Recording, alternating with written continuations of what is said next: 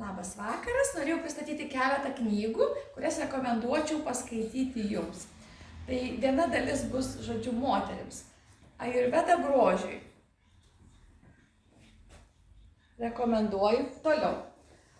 Sekanti bus gražus, sveiki, stiprus plaukai. Nijolė Degutienė. Visas nori turėti gražius plaukus. Toliau. Bėgančia su vilkais.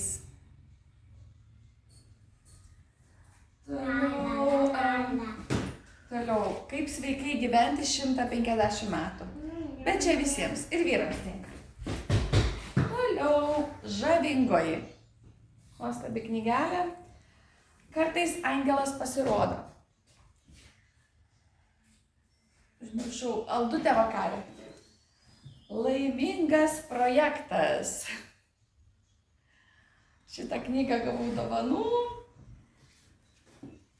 Valgyk, melskis ir mylėk. Šitos dar neskaičiau, bet labai norėčiau paskaityti If Women's Rose Rooted. Bet čia dar neperskaičiau aš jos pati. Kaip būti moterimi, dar irgi neperskaičiau, labai norėčiau paskaityti. Moters Biblija. Kiekviena moteris turėtų perskaityti šitą knygą, jinai anglų kalba, Women's Code. Labai būtų smagu, jeigu ta knygelė būtų išversta į anglų kalbą. Toliau, dėl sveikatos, dar yra Optimal Health, čia yra vėlgi anglų kalba ir You are what you eat. Mes esame, ką mes valgome, tai čia dėl sveikatos. Toliau, Tools. Viena tikrai labai išmintingų knygelių, aišku, anglų kalba. Toliau, Robin Sharma, vienuolis, kuris pardavė Ferrari. Lyderiavimo išmintis. Ir kol kas tiek.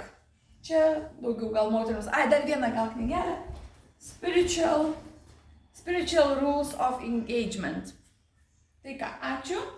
Ir dar galiu pratęsti. Vardu.